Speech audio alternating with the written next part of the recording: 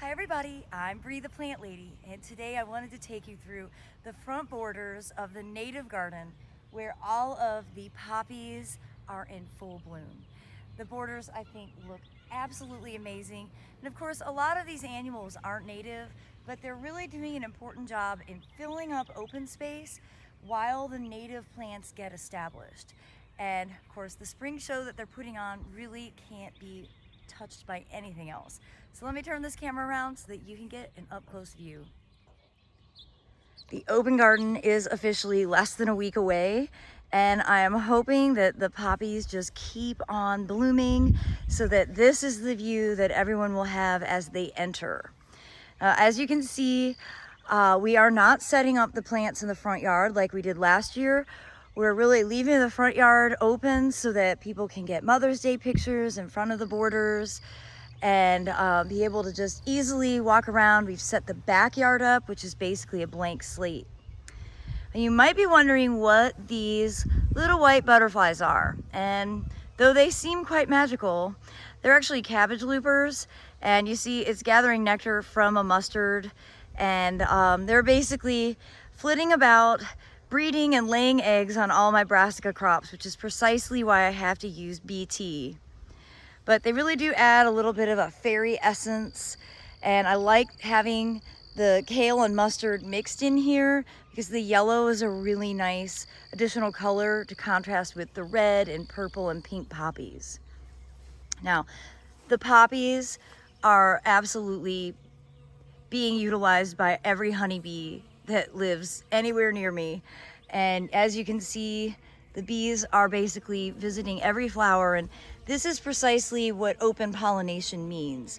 So I don't have any control over what bee goes to which flower, and that's what makes it impossible to determine what flower color your poppies will be the next season, because there is so much activity. Now what I've found is the bees don't really seem, well, they visit all the poppies, but interspecifically, the poppies don't hybridize.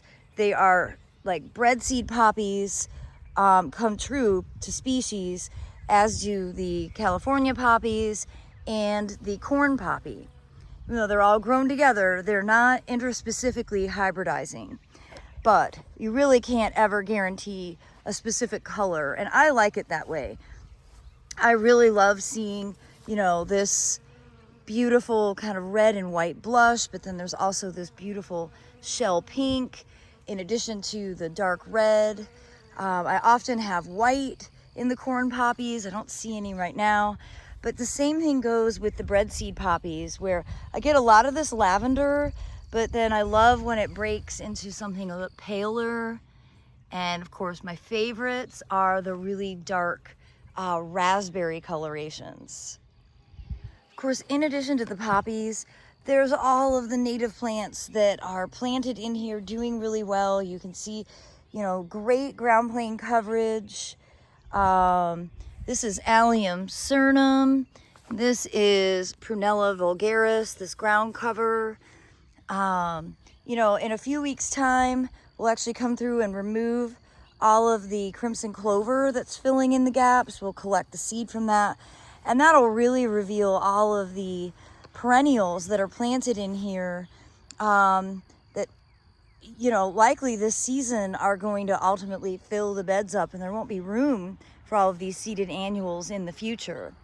As you can see here, we've already got rudbeckias starting to flower, and well, I'm just really pleased to see that all the shrubs have leafed out. They were a bit slow and I was nervous. This is a nice viburnum. We've got different hollies that are planted all throughout, and we've got fiber optic, which is a really cool shrub from First Editions. So they were slow to leaf out. I was getting a little nervous, but I'm really pleased to see that I don't think we have any plant death in this bed whatsoever.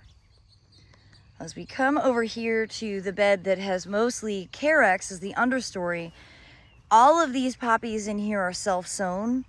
And you know, I love these different colors. This sort of melon. I really like this color of pink. But what's really special is when they have, you know, all the extra petals. So I was thrilled to see that we've got some good pom-pom forms in here.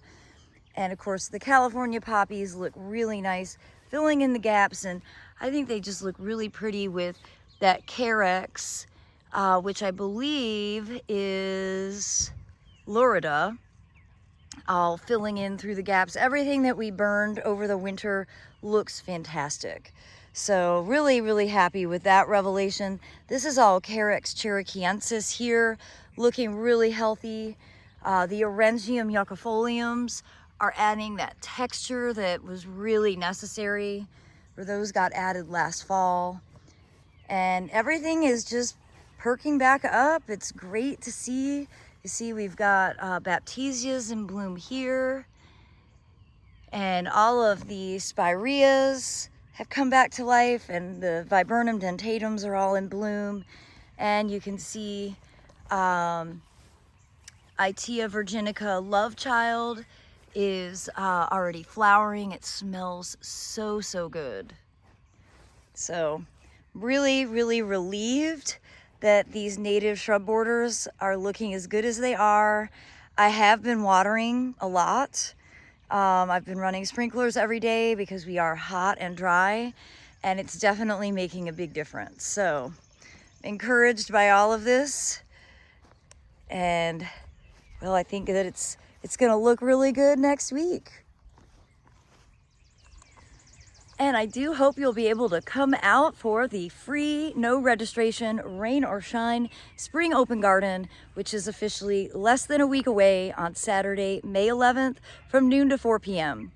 And be sure to stay tuned for upcoming videos where I will show all of the plants that we're going to have available for sale in the native plant sale.